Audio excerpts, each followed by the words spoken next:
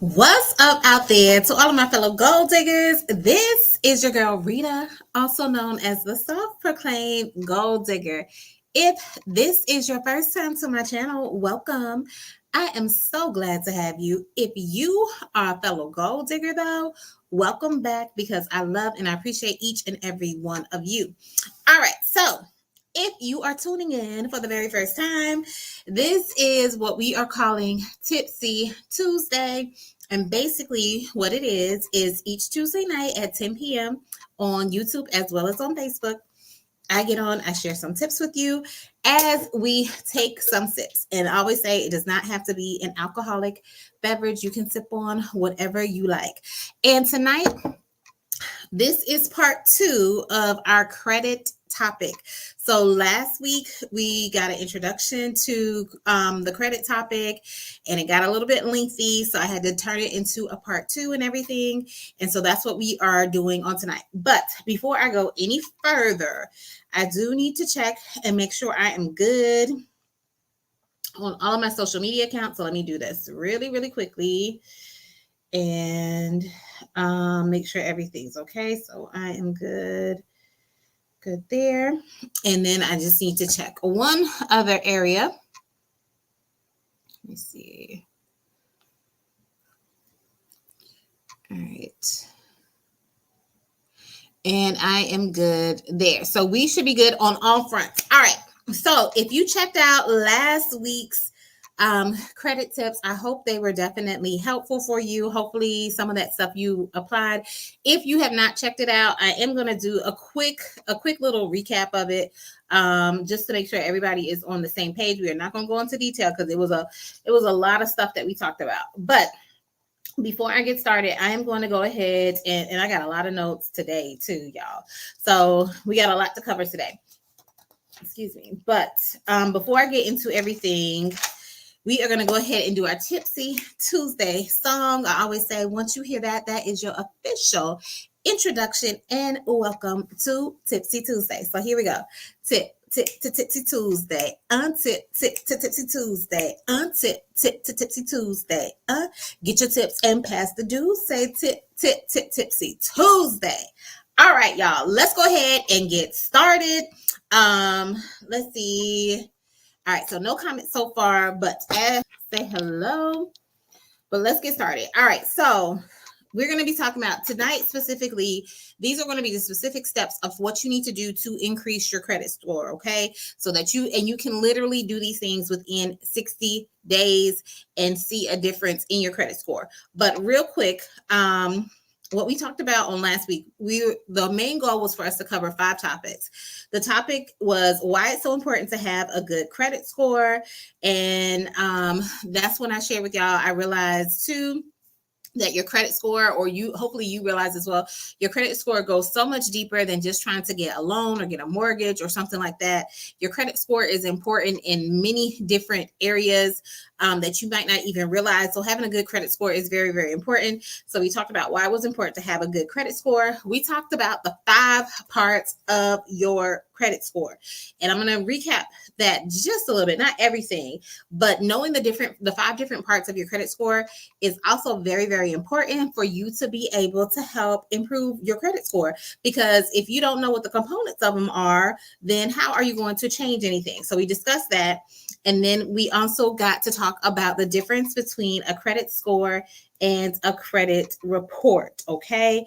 And knowing the difference between that.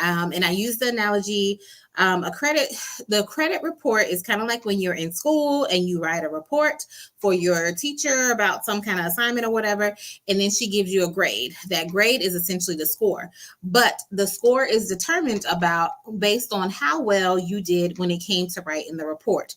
So know the difference, because you can get your free credit report. That is definitely available from the 3 main credit bureaus, and that is like Equifax, TransUnion, and Experian. Those are the 3 credit bureaus. So you can get your free credit report from them, but your credit score, usually you have to pay a fee for your credit score, unless you have some some credit card companies and stuff like that will provide, and banks will provide you your credit score for at no charge or whatever. But usually you usually have to pay for your credit score through like some kind of credit monitoring system. But the report you can get free every year from the 3 main credit bureaus. So we talked about the difference between knowing the difference between a credit score and a credit report.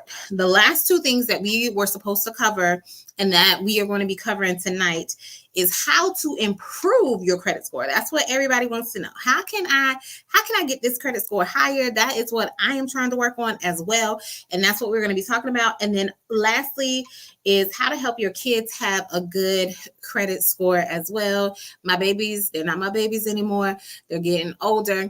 And I want them to be literate when it comes to credit and not be so ignorant like I was when I got my first credit card and all that kind of stuff. So I want them to be literate when it comes to their finances as well as to their credit and use their credit appropriately so that they can have a good credit score, okay?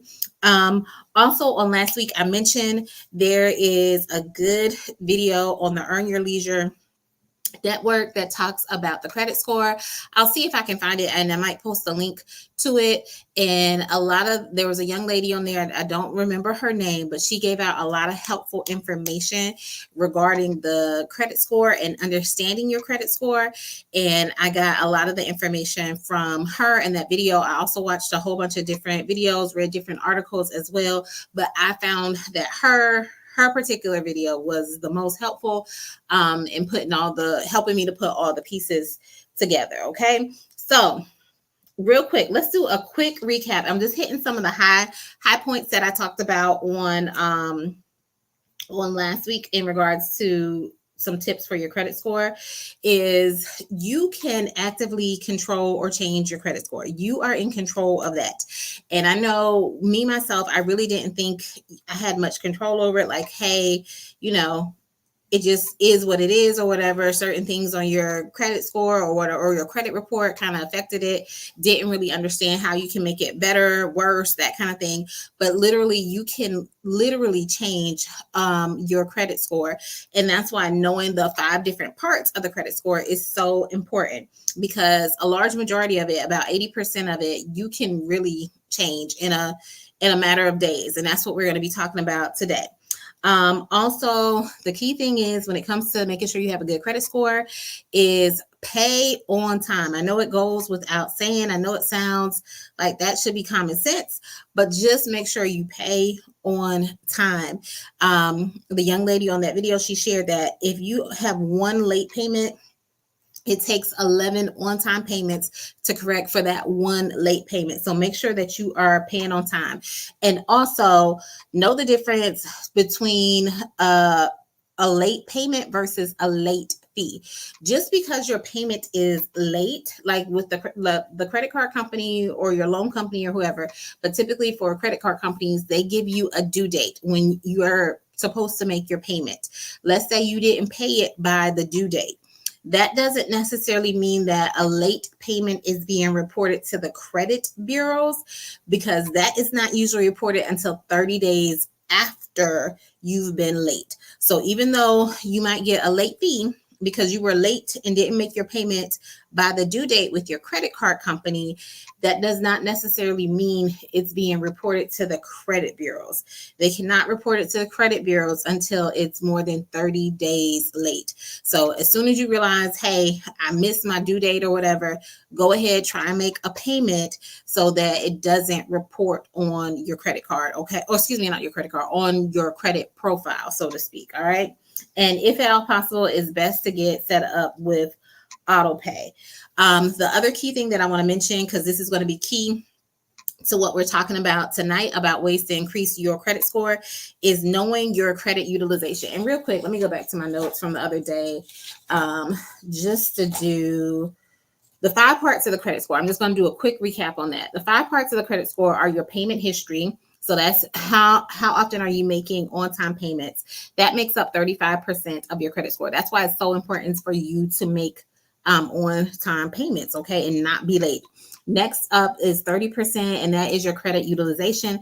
That is how much debt you have at one time, or how much debt is being reported to the credit card, excuse me, not the credit card, to the credit bureaus at any given time. So how much debt or what is your debt utilization? 15% is your length of credit history. On last week, I told you this is an average. So I would say your credit history or the length of your, how long you've had credit or whatever, think of it like it's an average, kind of like a GPA. So if you have a card that is 10 years old and then you have another card that is 5 years old, then that's a total of 15 years. The average of that is 7.5. Okay. So your credit history is an average of how long you've had credit and everything. So just remember that. So that's why sometimes if you close an account, I won't say early, but if you have an old account that gets closed, like a student loan or something like that, that can cause your credit score to drop because of the fact that it affects your credit history, which is 15%. The last two factors of your credit score, they make up 10% each, and that is new credit. How often are you applying for new credit? Those are the hard inquiries on that go into your account. They usually will stay on your account for 2 years. So just be mindful of that. And then your credit mix, and that is looking at what different types of credit you have. Like, do you have a mortgage? Do you have a car loan? Do you have credit cards? Do you have installment loans? We also talked about that, installment loans versus revolving loans and stuff like that. An installment loan is basically a loan that has a fixed payment for a fixed period of time. So that is usually like your car payment or something like that. So I got to make a $500 payment each month on my car note. And that note is, or that loan is for the next 4 years. So, I'm paying $500 for the next 4 years versus your credit card. That is a revolving loan, meaning you could charge up $500 this month, $1,000 the next month, and the payment amounts will vary based off of how much debt you have accumulated from month to month. So it is revolving. So I wanted to recap that because these points, or knowing the different parts, knowing how to manipulate some of these different parts is what is going to be important when it comes to finding out how you can improve your credit score. Okay. So we talked about credit and I got off track a little bit. So credit utilization, ideally you want to keep credit utilization under 30%. 10% is more ideal. And on last week, I told y'all my belief about credit utilization was different from what it actually is. So my thoughts and my thinking when it came to utilizing credit or how much debt you carry month to month, let's say if you're trying to keep your credit utilization under 30%, and you had a credit card where you were given $1,000, I thought that all you could spend is $300 so that you can keep your credit utilization at 30%. That is not the case. If you have a credit, now you have to be careful though with this. If you have a credit card that has a limit of $1,000, you technically can spend up to $1,000. You can max the whole thing out, really, as long as you have paid down the balance by the time the credit card company reports to the credit bureaus.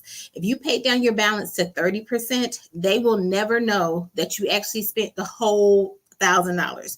So when you pay your card, and get it paid down in that month time period, that is going to be key. So I wanted to mention that because that is really the catalyst for what we're going to be talking about today, is knowing when to pay, how much to pay, so that you can make your credit score jump. So credit utilization is not necessarily how much credit you've used, it's how much credit is being reported to the actual credit card company. So you can use a whole lot, but if you pay it down before it's been reported to the credit card, not the credit card companies, the credit card bureaus, and that's like Equifax, Experian, TransUnion. If you've paid it down by the time it's been reported to them, your utilization will not necessarily look like you've used the full amount. The other thing I wanted to mention, which was something that I did not know, in terms of helping your credit score or helping you to better use your credit, is that the credit card companies or the credit card bureaus, they look at you maxing out your credit card or maxing out your limit if you've used 48% of your credit limit. So if you're carrying a balance, and hopefully this is all making sense. If you're carrying a balance of $480 from month to month, and you had a balance, your credit card goes all the way up to $1,000, even though you've only used $480, they consider that as you maxing out your credit. Okay. So be mindful of that 48% is the number where they consider that you have maxed out your credit. Okay. And I shared this last week, and I'm assuming that's why they want you to try and keep your credit limit, or it looks more favorable when you have a credit limit below 30%. Okay. So that was that. We already talked about your credit history. We talked about revolving debt and installment debt. Also, the last thing I want to mention there are different types of scores. So that the tried and true score is your FICO score. That's what's been that's what's been around the longest. But there's also a Vantage score. Now, even the FICO and the Vantage, FICO is a little bit stricter versus the Vantage. And that's why if you use like Credit Karma, Credit Sesame, a lot of those programs, they'll use a Vantage score, which will make your score seem higher than what is actually on your FICO score. So there are two different scoring models that can be used. And going back to that report analogy, it's like if you've written a report and you've gotten a score, but one report was graded by your favorite teacher and the other report was graded by your least favorite teacher, you probably gonna get a different score. Your favorite teacher is probably gonna grade you higher versus your least favorite teacher is gonna grade you lower. So typically the Vantage score is usually higher than the FICO score. Now, not to confuse you anymore, but even within the FICO and within the Vantage, they each have different scores. So when you see it says Vantage 3.0 or FICO 8.0 or something like that, they each have different scoring systems that they use within themselves. And I found out that depending on what type of loan you're applying for, the different loans will use those different types of scores. So if you're applying for like a car loan, they might use, I forget what it is. So I'm throwing out, these are random numbers because I don't know how accurate they are. But if you're applying for a car loan, they might use FICO 5. If you're applying for a mortgage, they might use FICO 2 or something like that. If you're applying for a credit card, they might use FICO 6 or something. Okay. And same thing in regards to Vantage. If you are applying for a credit card, they might use Vantage 2. If it was a car loan, they might use Vantage 5. So within those, they each have different scoring systems. So hopefully that's not confusing. If not, go back and look at the other video because I want to say I talked about it a little bit more. I explained it a little bit more. All right, let's see. And I got some comments coming in. So let me see real quick, and then we're going to get into, that was the recap. So then we're going to get into how you can improve your credit score today. Hey, Ann, so good to see you. And Ann, I have not forgotten about you because I need to send you the recording and everything of what we did. So I will do that for you probably tomorrow. But thank you so much for joining, Ann. And y'all let me know as I'm looking through the comments too. Is everything making sense so far of what I've explained? If something is confusing or you want me to go over something again, please let me know before I get into this next part. Because like I said, understanding those basic components is going to be key for how you kind of work the system in order to increase your score. So last week I said it's just a system. The credit score is just a system. And once you learn the system and figure out the little methods of the system, that is what can help you improve your credit score. All right, Cynthia says, hi, Rita and the Gold Digger fan. What's up, Cynthia? Always good to see you. And thank you, Cynthia. She says she is loving my hairstyle. Yes, Floshita is back. She is making her appearance again temporarily. And Cynthia said, my student loan was forgiven and my credit score did go down. Yes, and that goes back to the analogy or the hypothetical situation I was using, like your credit history. That's how long you've had credit. The time, how much time have you had credit? It is an average. It is like your GPA. So your student loan is a loan that you probably had for many, many years, like 20 years or something like that. Well, Yeah, probably 20 years if you got it forgiven, because I think it's what, 20 years for it to qualify for public service loan forgiveness or whatever. So 20 years, and because you've had that loan for so long, and maybe you have new credit that's maybe only like 10 years old. So your credit average with the student loan would have been 15 years. But once that student loan came off, or the student loans came off, and now all you're left with is your 10-year credit, that drops your credit history to 10 years instead of 15 years. So just be mindful of that. And that's why I think that's why they tell you too not to close certain account. Well, don't close, like if you're trying to go for new credit, one, they don't want you really opening new accounts within 6 months of trying to get new credit, and they don't want you closing any accounts within 6 months of getting new credit. One, definitely don't close it, because that affects your credit history, and that is 15% of your score.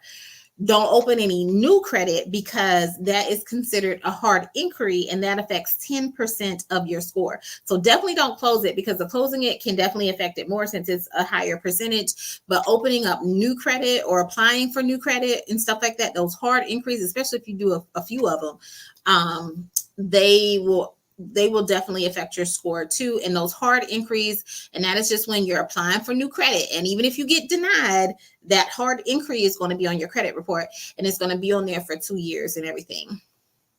And thank you, Cynthia. She liked and shared. And if y'all are enjoying, please like and share as well. I greatly appreciate it. What's up, Belford? He says, good to see you. Says, I tell people Vantage Score should be renamed to Vanity Score. They just make you feel good. They do, because I think that it is high. It is higher and everything. And also, so yeah, the Vantage is like somebody grading on a scale versus FICO. They are not a scale, on a curve. And FICO, they are not grading on a curve at all. And Ancan says, okay, no problem.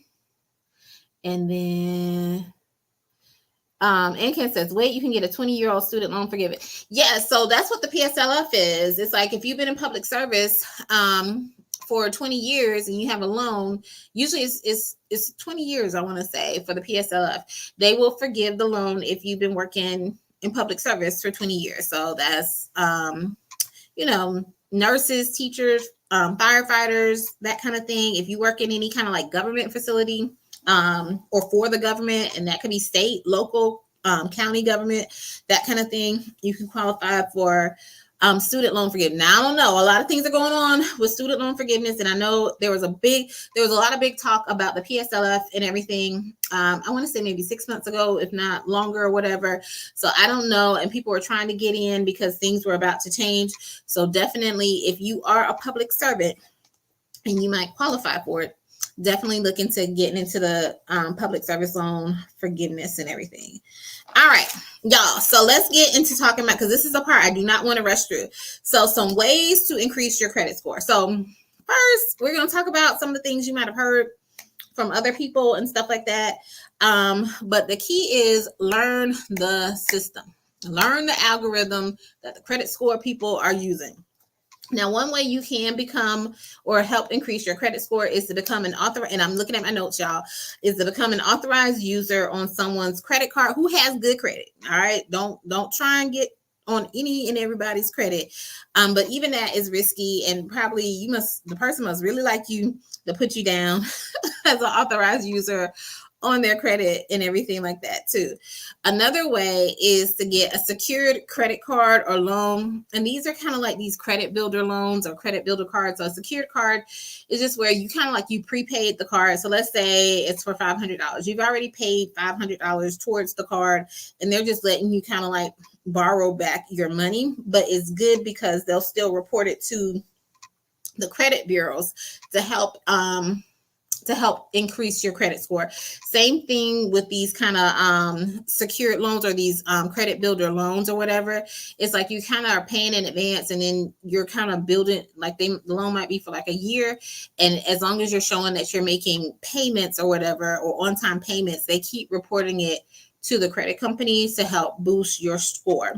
And then we talked about this is keeping your credit utilization under 30% now, and that will help boost your score. But if you are like, my score is not looking like how I want it to look, here is how you can easily boost your credit score. And this is why I say you have to know the difference between some of the parts of the credit score and everything, and like what credit utilization means. You got to know some of the basics so you can know how to use it. So the key way, one of the ways that you can boost your credit score fairly quickly is knowing the difference between your due date and the statement date to help you keep your credit utilization under 30%. Really, they want it under 10% if you really wanted to see it go up within 60 days. And I'm saying 60 days, but essentially it's like 2 billing cycles. So you need to get out your credit card statements, see what the billing cycle is. Like, does it go from, because most of them don't go from the first of the month to the end of the month. They'll start at the middle of the month or whenever or whatever. You want to get your credit card statements and look and see when your statement is, and find out when your due date is and when the statement date is. The statement date is usually before the due date, okay? And that statement date is when they close out your account or your charges, all the charges you made for that 30-day time period, and then they report it to the credit bureau. Your due date comes later. That is when you have to make at least the minimum payment on your credit card or your loan or whatever before they say, hey, you're late, you didn't pay it all or whatever. Now, here is the thing, and I hope, like I said, if y'all don't understand, just let me know, because here is the key thing. So let's say your statement date is on the 15th of the month, but your payment date is not until the 30th of the month. And you have a credit card. Just for simplicity's sake, you have a credit card where the limit is $1,000, and you pretty much have maxed it out to almost $1,000. Like, you got $990 charged to it. So knowing that your statement date is on the 15th, as long as you pay that credit card down to less than $100, because that's less than 10%. As long as you pay that credit card down to less than $100 or less, that is all they're going to report to the credit card company. So you have until, so let's say it's May 1st, especially since it's the beginning of the month. So let's say it's May 1st. Your statement date ends on May 15th. Once your statement date it ends on May 15th, if you don't pay this off, they're going to report that $990 to the credit card company. Oh, excuse me, the credit bureaus. If they report that $990 to the credit bureaus by your statement date, it's going to look like you maxed out your card, and you have, or whatever. But just also remember, anything over 48%, they consider it maxed out. But if you pay before the 15th, pay your balance down to less than $100, that is all that's going to be reported to the credit bureaus. That is all. And so if you do that every month, then it looks like, even though you've maxed out to the, all the way up to the $1,000, even though you max out your credit card every month or whatever, what's being reported is only 10%. And that will cause your score to jump. Now, you still, if you're the type of person where you don't want to carry a balance, especially if your credit card gets interest and stuff like that, then you still, even though you've gotten your balance paid down to $100 by the 15th, because that's when your statement date is, you still want to make sure you pay that remaining $100 off by the 30th, which is your due date, so that you're not charged interest or anything on that $100 that you still owe. Okay, so that is the key to making your credit score jump up. The other thing to remember, though, too, is don't use, once you pay it off. So let's say you paid it off. Your statement date is on the 15th. You say, hey, I'm going to pay it off on the 10th or whatever. And I'm going to pay it down. I should say, I'm going to pay it down to $100 on the 10th. Guess what? Do not use that card between the 10th and the 15th, because anything you charge now is going to get reported. Now you're going to have to wait until after the 15th to use your credit card again. So that's why I was like, it's a little tricky. You got to know these dates, like when is your statement going to close out? When is your due date to make sure you don't incur any interest fees or anything like that? And when is that window where you in the in-between time that you can use your credit card? But if you do that, it will keep reporting that you've only using 10% utilization, and that will make your credit score jump up. Okay. If that makes sense, or if it doesn't make sense, or you want me to go over something again, let me know. Now, the other thing, and this came pretty much directly from the person who was speaking on EYL. She says, in order to have a good credit profile, you should have this type of mix of credit. She says you need to have at least 2 credit cards with a utilization below 10%. So 2 credit cards where the utilization is less than 2%. You want to have that as a good credit profile. You want to have at least 1 short-term installment loan. And that's why I talked about the difference between an installment loan and a revolving loan, so you'll know. And a short-term installment loan is anything under 36 months. So that could be a personal loan. It could be like a car loan, furniture loan, that kind of thing. Anything short-term that you have less than 36 months. And then you want 1 long-term installment loan. Most of us don't have a problem with that, especially if you have a student loan, because for as long as we were in school, it's going to be over, 36 months or whatever. And that's also like your mortgage. This can also be your car loan as well, especially if your car loan goes beyond 3 years.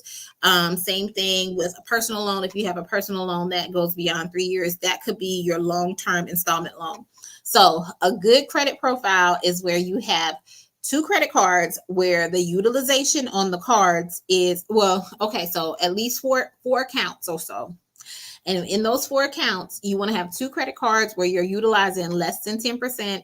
You want to have 1 short-term installment loan, and that's any loan that's less than 36 months, and 1 long-term installment loan. And you want to pay on time on all these loans. I think that goes without saying, but don't open up all this. If you're trying to like rebuild your credit or something like that, don't open up all these credit accounts and then you ain't paying like you're supposed to. Don't say I told you to do this. I did not tell you to do that. I told you to pay your bills on time. Okay. But that is a good mix to have. And most of us probably already have that mix because most of us probably have a student loan.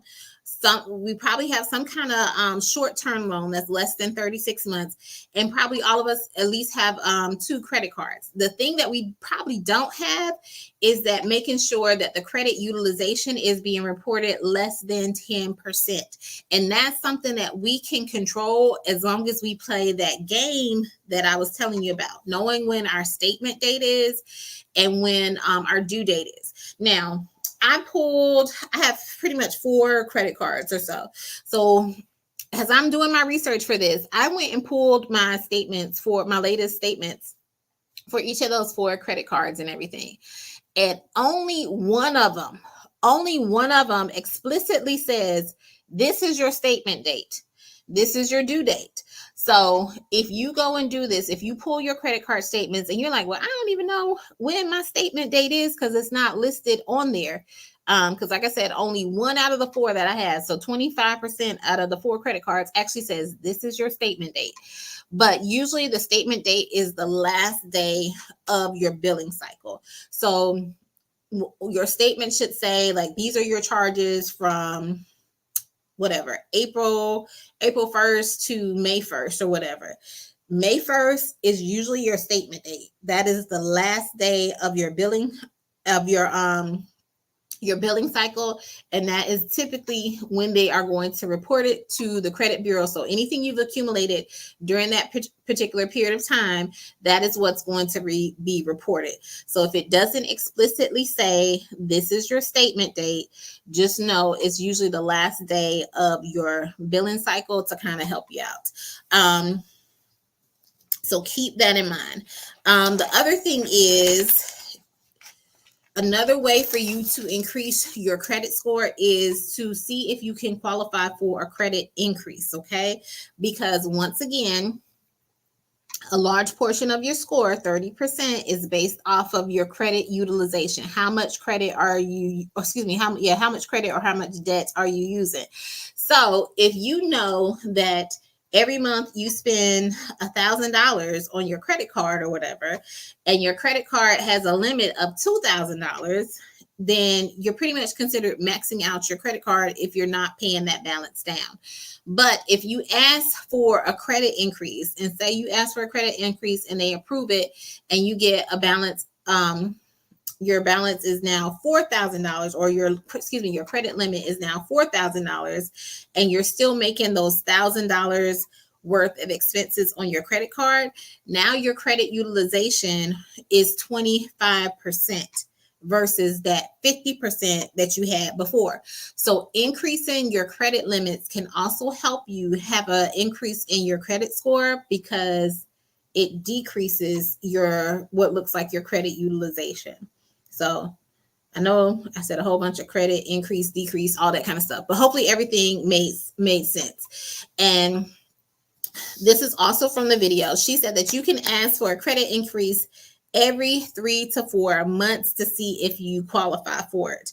But if you do, she said some of the best techniques to kind of put into place and implement so that it's more likely or more favorable for you to get the credit increase is that 60 days prior, or at least 2 billing cycles prior to you asking for the credit increase, she said make sure you set up auto pay on your card. Put at least 2 reoccurring charges on the card that you're asking for the credit increase on, and do at least 10 transactions that month, because you can get denied a credit increase if it doesn't look like you're using the card. So the credit card companies do want to see that you're using the card and everything, and that's why going back to helping your credit score jump, if you're paying your balance off in full by your due date, it may look like they might be reporting to the credit bureaus that you are not using your credit card at all if it's reporting a $0 balance. So that's why she recommends that you pay down to 10% by your statement date. So what that 10% that's reported, it does look like you're using the card, and then pay it off in full by your due date so that you're not charged any fees. Because the credit card companies, they do want to see that you are actually using the card. So sometimes when you pay it all off in full by the due date, if you only are paying it on the due date and you pay it down to 0, that may cause your score not to increase, because what is being reported to the credit bureau might be showing that you have a $0 balance. And sometimes too, and I know this happened like around the pandemic, if you have a high credit limit, or let's say you have a $10,000 credit limit, and you're only using $2,000 of it on a regular basis or whatever. I know like during the pandemic, they started decreasing people's credit limits because they didn't know what was going to happen. And they knew people were going through hard times. So they actually decreased some people's credit limits because they didn't want them to kind of like run up any charges and stuff like that. So make sure you're utilizing the credit. And that's why I say just learn the system, play the game, make it look like you're using it like you're supposed to or whatever, or like they want you to, but so that you don't incur fees like from interest charges or anything like that, then pay it off in full by your due date. So it's like you're essentially making 2 payments. So you might have to set some alarms in your phone to be like, hey, this is when my statement date is. I need to pay it down to 10% for this card. This is when my due date is. I need to make sure I make a payment by this date to pay it all in full. Okay.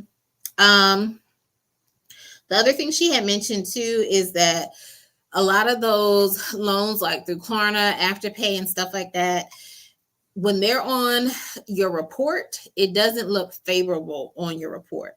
And another thing she mentioned is that so going back to the credit report and the credit score, your credit report and your credit score should be consistent. So just like I told you in that analogy, like writing a paper or whatever, The teacher should not give you a high score on your paper if your paper is trash or whatever.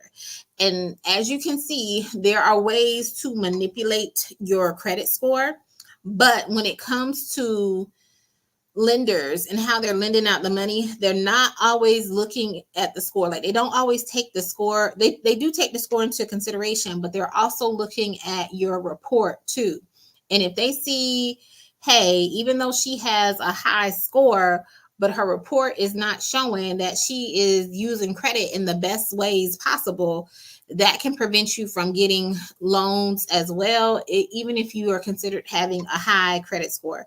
So some of those afterpay loans, Klarna, different, and what is it, bill pay, and not bill pay, pay later types of loans, when they're reported on your credit report, depending on what types of loans or lines of credit you're applying for, that might not look good. And she said, especially if the amounts are under $200. So these small amount loans do not necessarily look good on your credit report. All right. So that was how to increase your credit score. I hope that was helpful. The last thing that we were going to talk about is how to help your, and let me check the comments. Let me make sure. All right. So no new comments, no new questions. So hopefully that makes sense.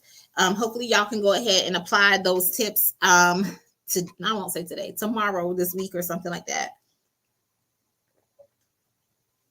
so that you can improve your credit score. All right, the last thing that we're going to talk about, and we're doing good on time today, is how to help your kids have a good credit score. And I had always heard about adding your child as an authorized user to your credit card, and that is the way we're going to talk about helping your kids have a good credit score. And this is what I said this on last week. It's like, I get information, or I had information regarding the credit score, but I didn't have the full information or the complete information. And oftentimes that's what we have. It's like, sometimes we'll get information or we'll hear information, but we don't know why people are telling us to do this, or why someone is saying to do this or whatever. And we go and we take the information and we run with it, but we're not utilizing it in the right way possible. So I'm going to explain why it's good to add your child as an authorized user to your credit card if you have good credit. Now, if you ain't got good credit, don't mess up that baby's credit by putting them on there. But if you have good credit, you should add your child as an authorized user. That's what we hear. I've heard this so many times on different news platforms, like, add your child as an authorized user. What they failed to mention, I guess, in that 2-minute clip or whatever the time they had to give us that sound bite, is that there is an ideal time for you to do that. You should wait until the child is like 17 before you add them as an authorized user. And they should be added at least 6 months before their 18th birthday. And this is coming directly from the lady who was on the Earn Your Leisure network talking about credit. This is not coming from me. This is where I got the information from. She said, add them at 17, and you want to add them they need at least 6 months before they turn 18. So it could be beneficial. So, and y'all have seen, usually 6 months is a key time period for the credit bureaus. They're like, don't open up no new credit before 6 months. Don't close down no new credit. Close out any accounts before 6 months. So 6 months is like a magical time for the credit bureaus. So you want to add your child at age 17, but at least 6 months before their 18th birthday and everything. And she talked about not adding them necessarily, like, it's no benefit to add them any sooner, as long as they have about 6 months of credit history. And the reason why she said is not a big benefit to add them any sooner too, is because the earlier you add them on, there's just more time for you to make mistakes with your own credit, and that can jack up their credit. Okay. But add at age 17, or at least 6 months before their 18th birthday. Now, What she also recommended too was once they do turn 18, allow them to open up a credit card so that they can start utilizing that good credit history and be able to start building their own good credit in their own name. Okay. So even if you don't have good credit, there are ways for you to improve your credit and help your kids to have good credit. Because believe it or not, y'all at the end of this month, close to the end of this month, my oldest baby, she will be turning 17. So I'm trying to make sure my credit is in good standing for a number of different. But yes, she will be added to one of my credit cards when she is 17 so that she can start building good credit. Like I said at the top of this video, I want my kids to have good credit. I want them to be credit literate. So we're also going to be having talks about the same talks that I'm having with y'all about how to keep a good credit history, a good credit score, good credit report, that kind of thing. I will be having these discussions with her so that she can understand what I did not know or did not fully know. Because like I said, it's like I only knew half of the information, especially when it came to credit and what qualifies for good credit and stuff like that. So I'm going to make sure she knows what is involved, what is going on, and help her to build good credit. And the other thing I forgot to mention, I'm sorry guys, another reason why when she said like having a good credit profile was to have two credit card companies, one short-term installment loan and one long-term installment loan. And the reason why she recommends the two, or why you should utilize the credit cards, is because since credit cards are revolving debt and stuff like that, you can easily change your credit score with them. With installment loans, if that loan is for 3 years, guess what? After you paid it off in 3 years, it's off of your credit. Same thing as some people mention with their student loans. They had those student loans for 15, 20 years. Once it's paid off or once it's forgiven, that is off of your credit score, and that can cause your credit score to fall. For credit cards, as long as you're paying them on time, you can have a credit card for, I won't say infinite amount of time, but for as long as you decide to keep the card open and everything. But if you do have it open, if you have it open for like 10 years, you don't really want to close it, even if you're not really using it, because remember, your credit history is an average, and that's going to affect your credit history GPA. That's what I'm calling it. So credit cards are a good way for you to build your credit score, just because they don't necessarily end unless you do something wrong or do something bad, or you decide that you want to close them. So credit cards are a good way to build your credit score, build your credit history, if you use it responsibly and do what you're supposed to do with it. Okay. So I hope that was helpful. Ann Can says, great tips. Thank you, Ann Can. I appreciate that. Does anyone have any questions? And I'm just looking through my notes real quick too. If you do have any questions, put them in the chat. I'm looking through my notes to make sure I didn't miss anything that I should have mentioned to you guys. And if not, I'm just going to do a quick recap with you. Okay, I see something. Also,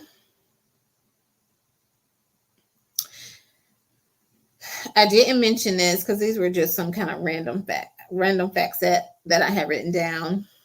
So they say that the last 3 years of your credit report is what is most important to your what more so impacts your credit score. So those last 3 years. So if you have a collection or something, or some kind of negative thing on your credit report, the older it is, the less likely it affects your credit score. They're more so focused on those the last 3 years have the most impact and everything for you. Let me see if there's anything else.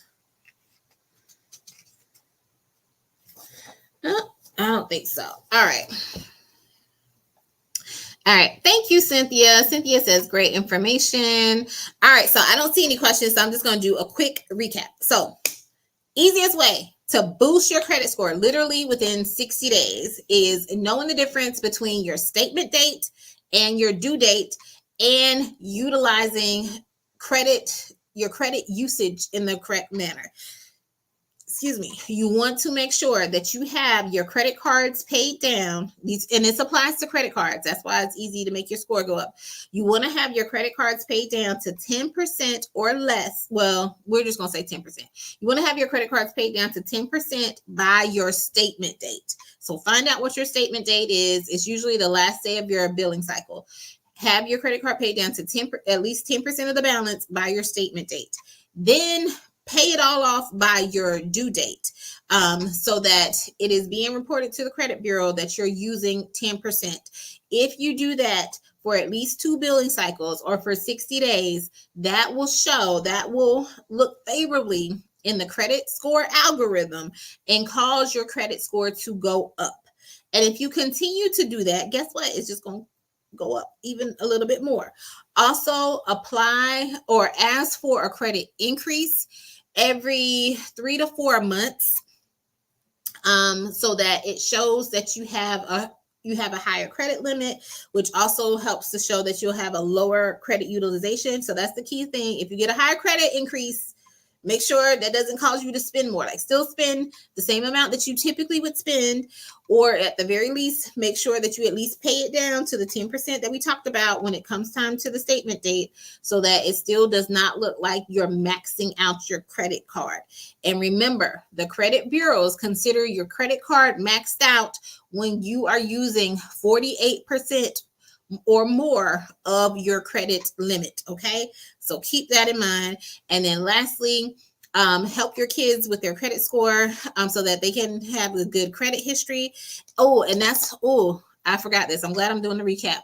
So when you add your child as an authorized user, you do want to make sure you pick the best card that you have and probably the longest card that you have, because if you have a credit card that is 10 years old and you add them as an authorized user, that gives them 10 years of credit history by the time they turn 18. Okay.